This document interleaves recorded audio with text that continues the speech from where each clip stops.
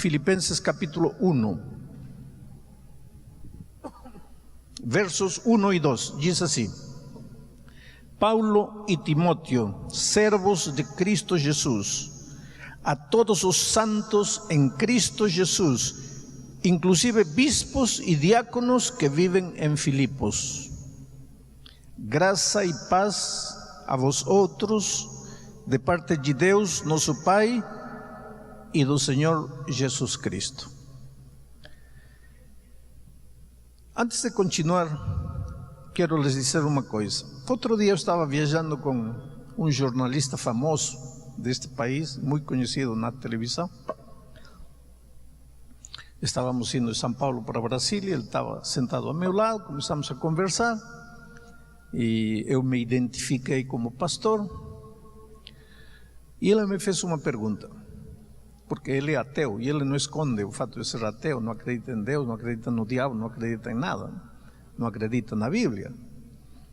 E ele me disse: como um livro tão antigo, porque este livro tem séculos. Sim, claro. Como um livro tão antigo pode ter alguma relevância para a gente que vive hoje? Porque quando os que escreveram a Bíblia escreveram, usavam sandália, usavam túnica, cabelo comprido, barba, não existia nada, não existia telefone, não existia internet, não havia computador, não havia iPad. Então, como um livro tão antigo pode servir hoje? E tem muita gente que se pergunta isso. E eu acho que essa pergunta existe porque nós, os pastores, às vezes somos os culpados, nós, os pregadores. Porque nós pregamos, às vezes, a Bíblia como uma linda exposição de verdades. E nada mais. Mas a Bíblia não tem como objetivo expor verdades. Volto a repetir, a Bíblia é o manual da felicidade. A Bíblia é uma carta de amor que Deus te escreveu para você ser feliz. Então você tem que tomar o texto bíblico e trazer do texto bíblico antigo as lições práticas que funcionam hoje. Agora pergunte, como um livro tão antigo pode servir para o ser humano de hoje? A cultura mudou, a comida mudou, a roupa mudou. Como pode servir? Pode servir. E sabe por quê? Porque a cultura mudou, a comida mudou, a roupa mudou, muita coisa mudou, a tecnologia mudou, mas o ser humano não mudou.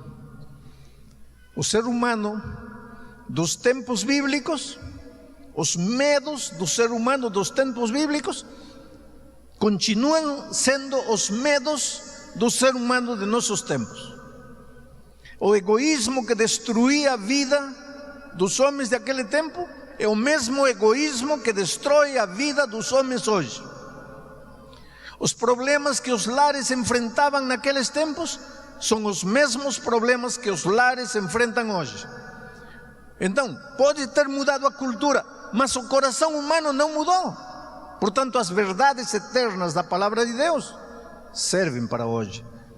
É missão, é tarefa dos pregadores não ficar na exposição bíblica, mas tirar do texto bíblico as lições que servem hoje. Por exemplo, se você entrou hoje, amanhã você tem uma dívida para pagar, está devendo 4 meses a prestação da casa, e se não pagar amanhã vai ser despejado, e você entrou esta noite aqui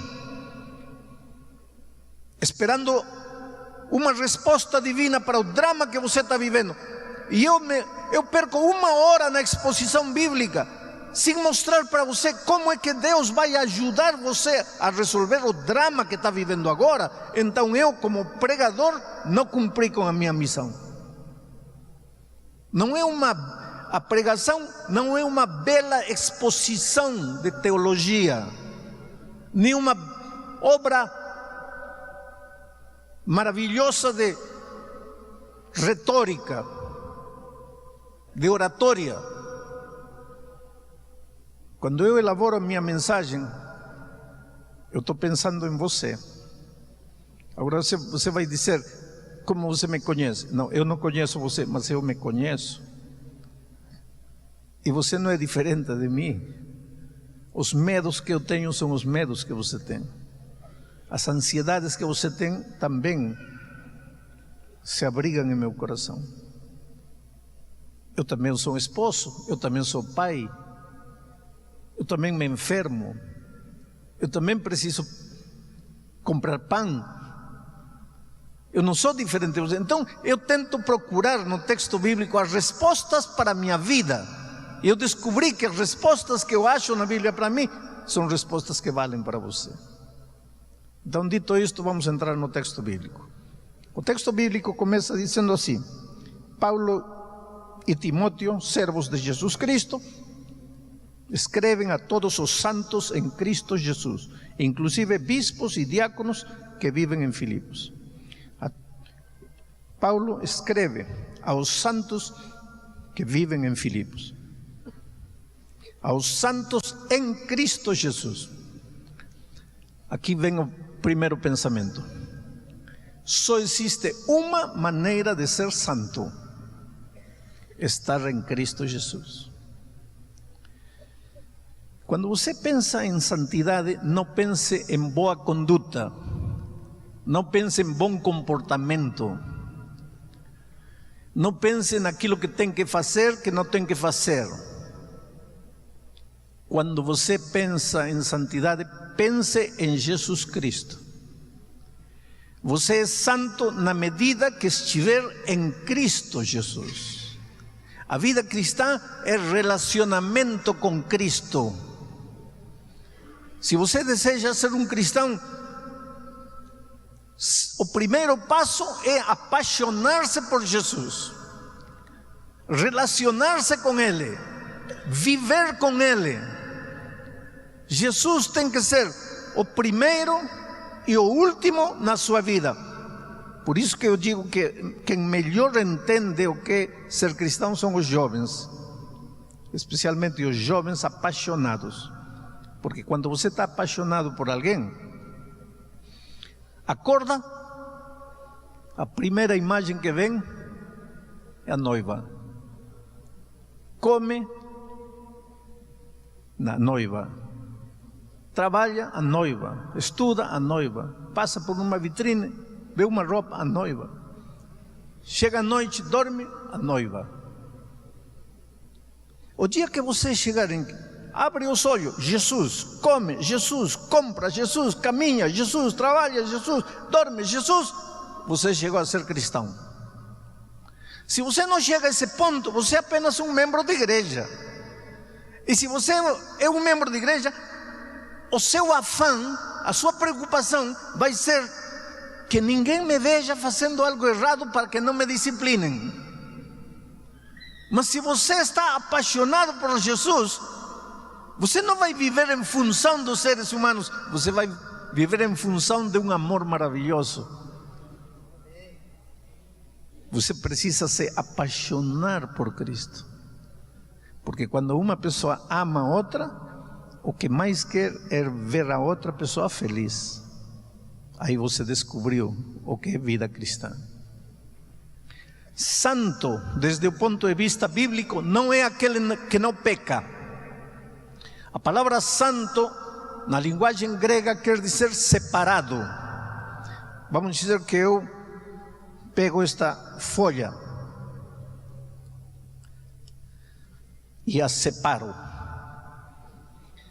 Esse ato de separar a folha das outras folhas é santificar. Eu estou santificando em grego, estou santificando a folha. Esta folha é santa, que quer dizer, foi separada das outras. Aqui está, não no sentido pejorativo, mas aqui está o montão. O montão. Eu tiro esta da multidão para um propósito especial. Eu vou levar esta folha na minha Bíblia. Eu santifiquei a folha. Quando Paulo disse que escreve aos santos, ele está dizendo: estou escrevendo para aqueles que um dia foram separados da multidão para um propósito maravilhoso. E querido, você é chamado a ser santo, quer dizer, Deus tem um plano lindo para a sua vida. Um plano que você talvez ainda não descobriu. Eu um dia conheci uma moça que estava com a vida completamente destruída. Estava pregando em Porto Alegre uma noite fria, assim como esta. Estava no camerino e alguém me apresentou a uma arquitecta que tinha se convertido. Estava apaixonada por Cristo. Tinham se batizado há pouco tempo. E ela me disse: pastor, poderia me ouvir 2 minutos? E ela contou uma história interessante. Disse: pastor, o senhor me vê aqui, arquitecta, e não tem a mínima ideia do que eu fui. Mas eu um dia estava destruindo minha vida na miséria, na promiscuidade, no pecado. Eu não era nem sombra do que sou hoje. Eu não servia nada, eu não valia nada, eu não tinha respeito próprio, eu não tinha dignidade, eu não tinha valores, virtudes. Eu era lixo, pastor. Até que um dia descobri que Deus tem um plano para a minha vida. E eu vivia como vivia porque eu não sabia para que vim ao mundo, o que faço nesta terra, para que nasci. E o dia que eu descobri que eu vim para este mundo com um plano maravilhoso de Deus para mim, esse dia tive vergonha de continuar no lixo e saí de lá. Agora ela é santa, quer dizer, separada da multidão para um propósito nobre. Muitos de vocês cada manhã se levantam e sabem o que vão fazer. Mas você conhece qual é o plano de Deus para a tua vida? Não estou falando de ser advogado, ser médico, ser engenheiro, não. Você sabe para onde está indo.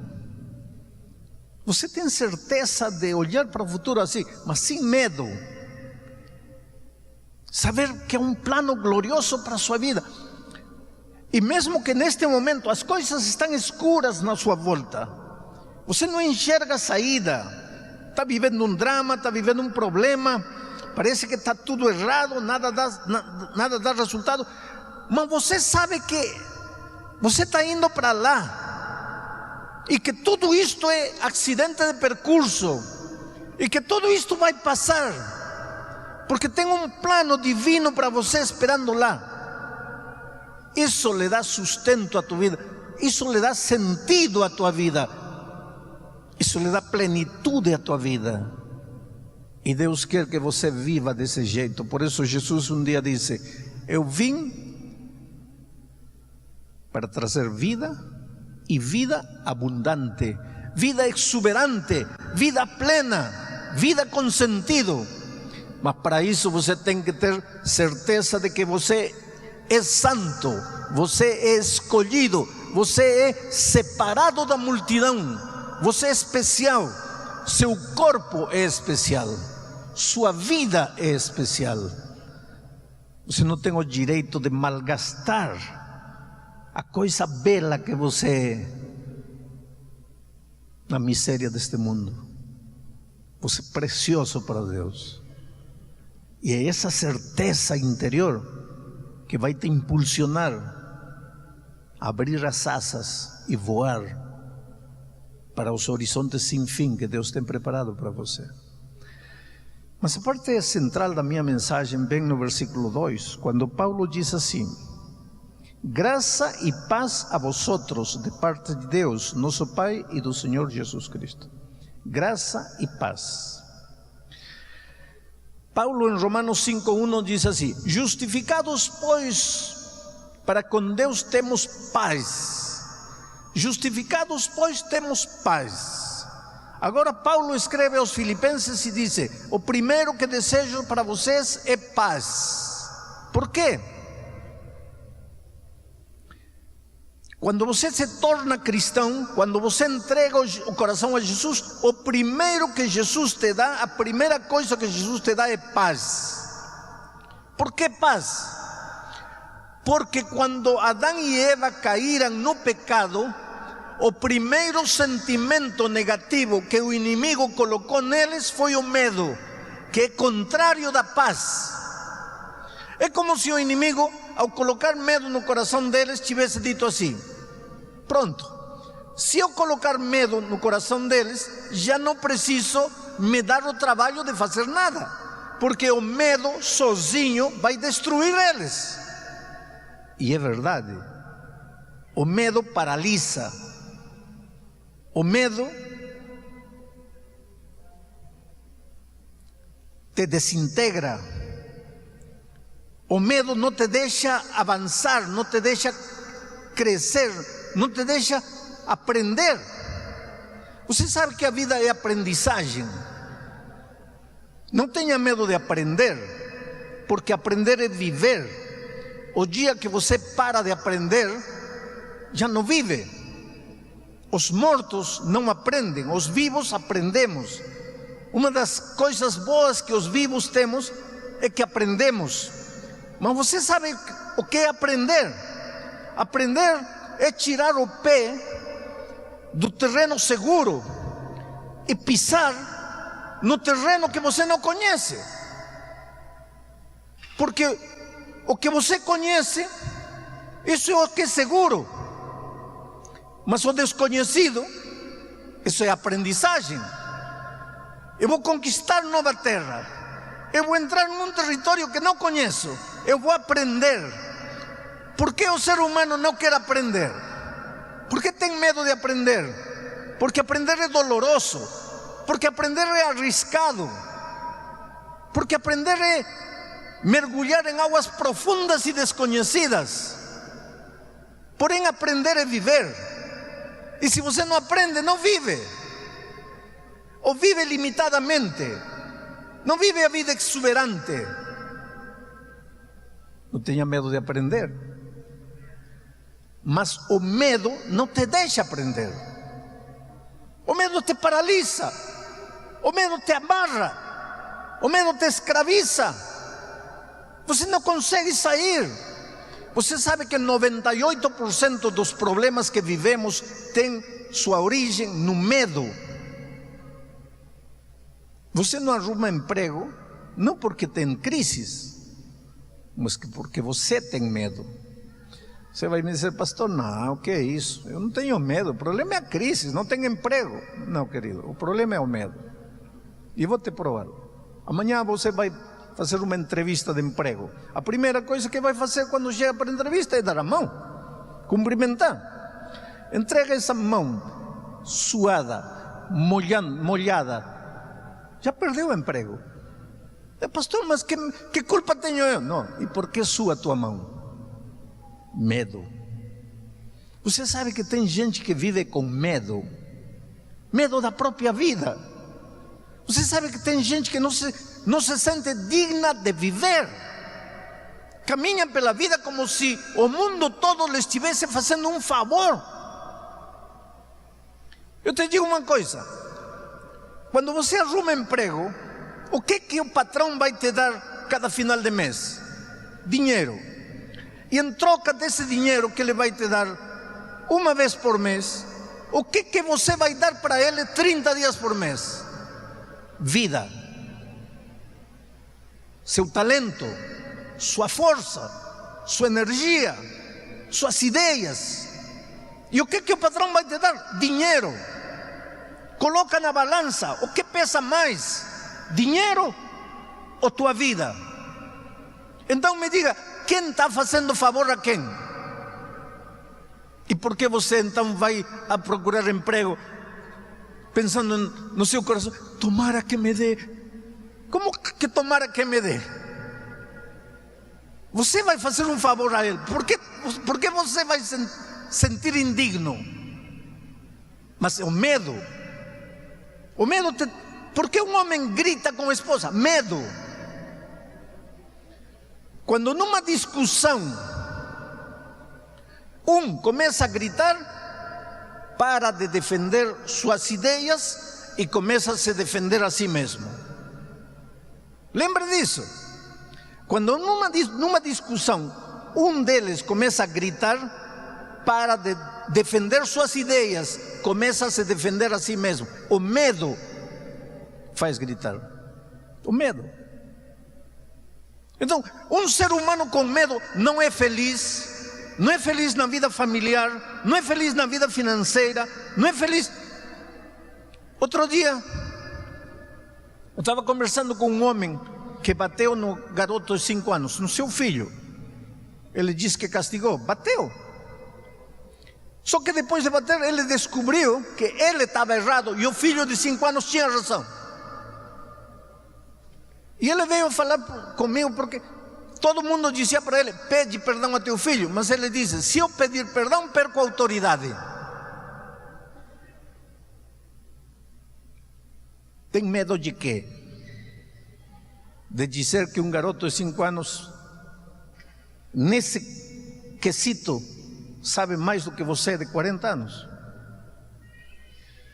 Você, como patrão, tem medo de dizer que o faxineiro, nesse item que estavam discutindo, está certo, e você, como patrão com doutorado na Harvard, está errado? Medo de quê? Você sabe que a vida está cheia de medo. É o medo que estraga os relacionamentos, estraga os casamentos, estraga as amizades, estraga as relações laborais. É o medo que arruina a vida financeira. Medo. Como o medo pode arruinar a vida financeira? Tem gente que abre o guarda-sapato e diz assim: não tenho sapato. 40 pares aí. Não tenho sapato. E esses 40, não, mas que nenhum deles combina com a roupa que tenho. Tem gente que, para ir à igreja, abre o guarda-roupa. Não tenho roupa. 20 vestidos aí. Não, mas que já me viram com esse. E qual é o problema que te vejam por segunda vez com esse? Medo.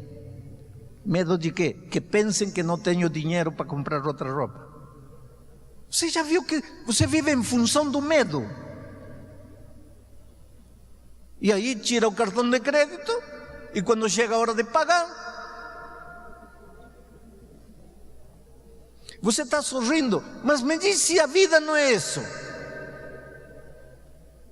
Agora, quando você entrega o coração a Jesus, o primeiro que Ele faz é colocar paz em teu coração. Expulsa o medo e coloca paz. Agora, com paz no coração, você vai. Qual é o problema se já me viram com esta roupa? Qual é o problema? Já não tenho medo. Por que tenho que gritar? Já não tenho medo. Por que tenho que mostrar que sempre estou com a razão? Só porque tenho um doutorado? Não, se acabou o medo. E quando se acabou o medo, a vida se facilita.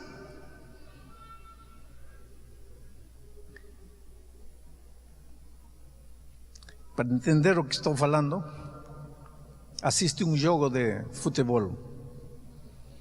Sobe na arquibancada e fica olhando os jogadores no campo. Aí pega o jogador a bola dentro das 18 yardas. Você que está lá, vê que tem um sozinho aqui e tem outro mais sozinho lá. Mas o coitado que está com a bola, onde as batatas queimam, ele só vê perna por todo lado. E você que está lá, cabeça fria, grita: olha o ponta, olha o ponta. Ele não vê, porque ele está com medo. Você vê, porque você está sem medo. Eu não vou minimizar os dramas que você enfrenta na vida. Cada um tem seu drama. Eu seria tolo dizer que teu problema não é problema, porque é problema. E o problema teu talvez pode não ser meu, e o meu pode não ser teu. Um dia chegou no meu escritório, quando eu ainda trabalhava na divisão, uma garotinha de 15 anos. Pastor, tem um problema que não tem solução. Quer dizer, a única solução é a morte, mas eu sou tão medrosa que eu não consigo nem me matar. Uma menina de 15 anos. Como é que a única solução é a morte? Qual é teu problema? É que estou grávida. Sou filha única. Meus pais não sabem. Como que eu vou falar para eles que estou grávida? Esse é um drama. Não para você, mas para ela esse é o drama final. A vida tinha acabado para ela. Eu não vou minimizar teu problema esta noite. Agora tem uma coisa: quando teu coração está cheio de medo, você olha para o problema e não vê saída. Não vê. Olha para aqui, não vê saída. Não tem saída, não tem saída. Então só enxerga duas saídas: uma, fugir, desaparecer, sumir. A outra, dar-se um tiro. Mas nenhuma dessas é saída. Agora, quando você vai a Cristo, Ele não faz desaparecer os dramas, Ele não faz desaparecer os problemas, mas Ele te dá paz. E quando o medo sai de teu coração e você enxerga a vida com paz, aí você percebe que estava se afogando num copo de água.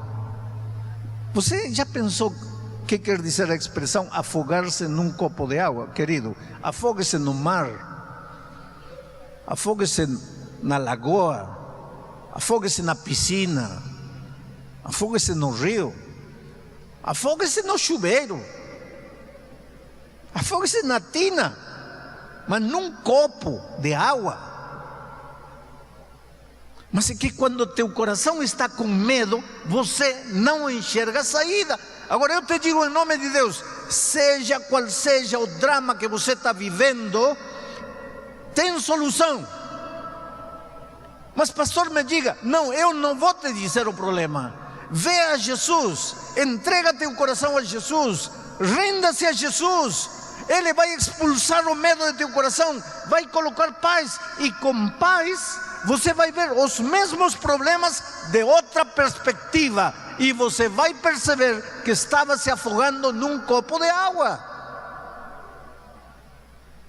Por isso Paulo, ao escrever aos Filipenses, lhes disse: o primeiro que lhes desejo é paz e graça. Por que graça? Porque a paz é o resultado da graça. E a graça, o autor da graça é Jesus. E graça é perdão, graça é justificação, graça é vida nova.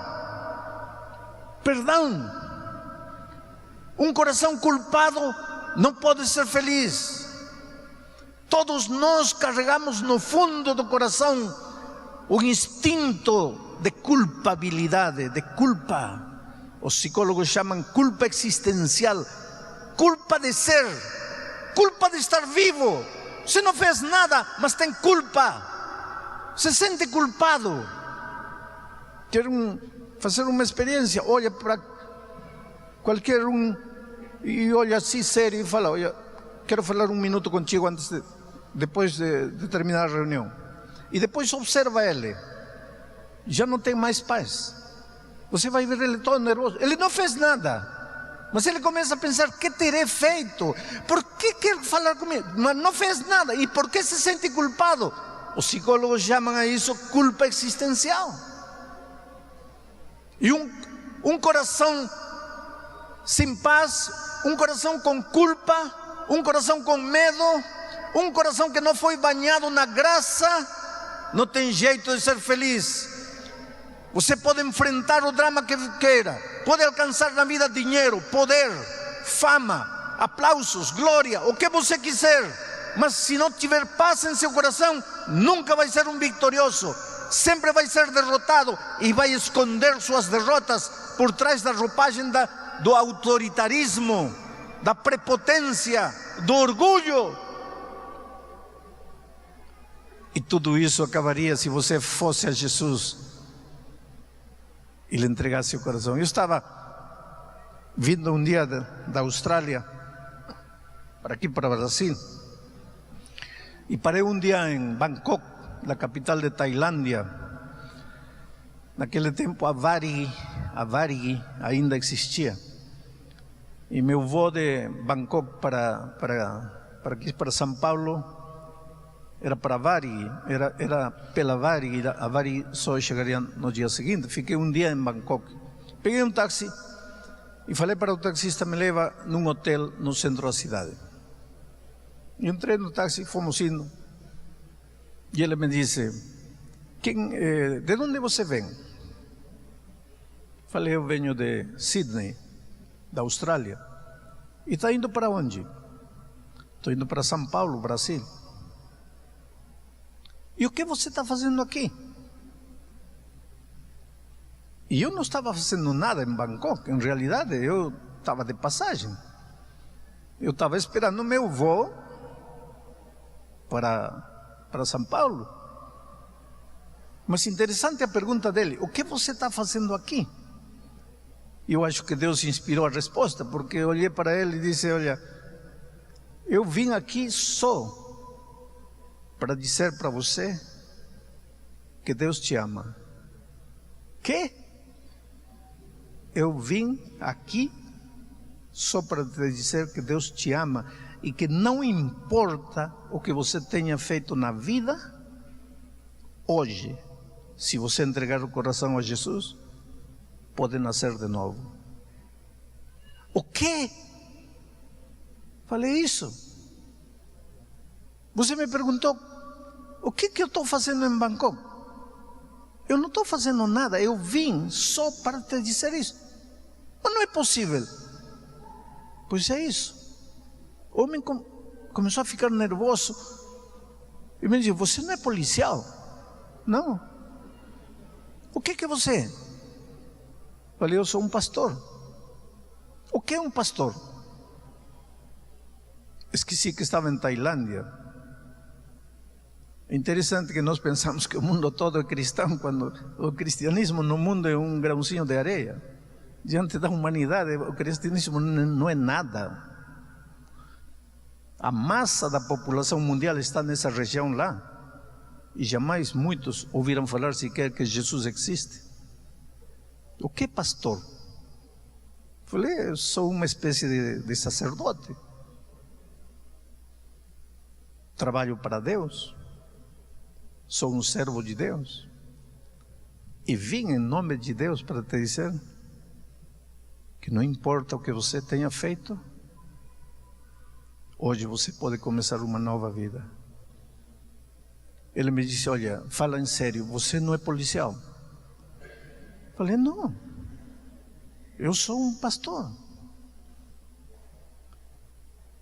Ele encostou o carro, saiu da estrada e começou a chorar. Primeiro a chorar assim, normalmente, e depois a chorar escandalosamente, a chorar assim com soluços. Imediatamente eu percebi que aquele homem carregava culpa, e uma culpa profunda. E coloquei minha mão no seu ombro, e ele olhou para mim e me disse: por favor, me fala a verdade, quem é você? Falei: estou te falando a verdade, eu sou um pastor. Eu vim em nome de Deus para dizer-te que você é precioso para Ele. Você não precisa me dizer o que você fez, mas você está carregado de culpa. Você precisa ter paz em seu coração e nunca vai ter paz se não aceitar o perdão que Jesus quer te dar. E esse homem me contou uma história impressionante. Casou com 18 anos no interior da Tailândia. Ele matava patos. Lá comem muito marreco. Ele matava marrecos. Esse era seu trabalho. Um dia, por algum motivo, retornou para casa mais cedo e encontrou a sua esposa jovem com outro homem na sua casa. Ele foi na cozinha, pegou um machete, um machado, um facão de matar marreco e matou os dois. E ficou desesperado, sem saber o que fazer. E o melhor lugar para se esconder numa cidade grande, o melhor lugar para se esconder é uma cidade grande. Numa cidade grande ninguém sabe quem mora ao lado, ninguém sabe o nome de ninguém se importa com ninguém. E ele fugiu para Bangkok, uma cidade de 6 milhões de habitantes naquele tempo. E passaram 30 anos.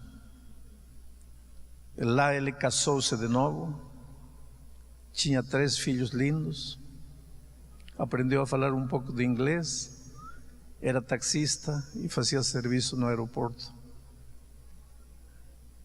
E ele disse: há noites que eu tenho pesadelos terríveis. Eu sinto como que, assim, em meus sonhos, minhas mãos manchadas de sangue. Uma voz que me disse: assassino. Eu sinto que em meu sonho eu vejo que os policiais entram, me algemam, me arrastam e meus filhos ficam chorando e os policiais me levam. 30 anos sem paz e de repente você aparece e me diz que vem em nome de Deus para dizer que toda a minha vida passada está perdoada, que não importa o que eu fiz. Fala a verdade. Quem é você? Falei: estou te falando a verdade. Eu sou um ministro de Deus. E não importa o que você fez. Teus pesadelos acabaram hoje. Tua vida passada terminou hoje.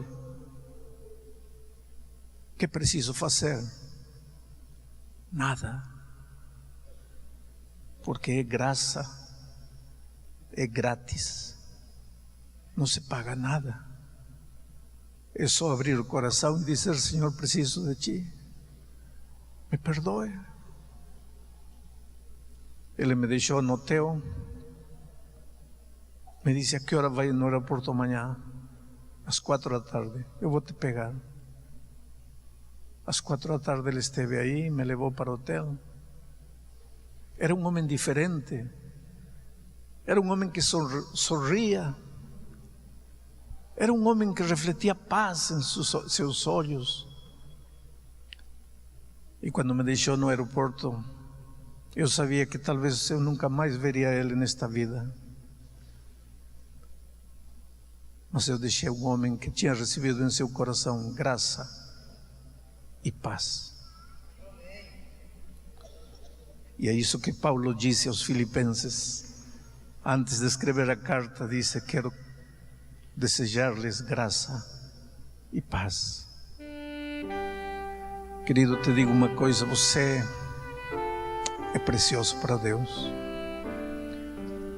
E se você me pergunta: pastor, o que veio fazer aqui em Hortolândia?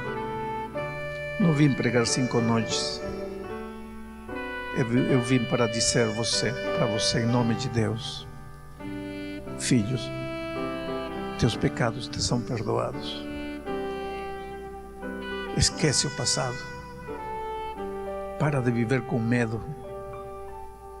Deixa que Jesus arranque o medo de teu coração e coloque paz. Hoje é o dia de boa nova. Hoje é o dia de salvação. A Bíblia diz: se ouvirdes hoje sua voz, não endureçais vosso coração. E você está ouvindo a voz de Deus. Eu vou fazer um convite esta noite. Este convite não é para os membros da igreja batizados, porque vocês um dia já se levantaram, já foram adiante, já entregaram a vida a Jesus. Este convite que vou fazer é para você, querido, que está começando a estudar a Bíblia, está conhecendo o Evangelho, ou esta noite aceitou o convite de um amigo para vir aqui. Se você quer entregar a Jesus seu coração, sabe o que vou pedir? Você tem dois caminhos esta noite. O primeiro é ficar sentado aí, depois se levantar, sair e voltar para continuar vivendo a vida que você sempre viveu. O segundo caminho é você se levantar e vir aqui à frente e dizer: Senhor, te entrego minha vida, me rindo a ti, te abro meu coração.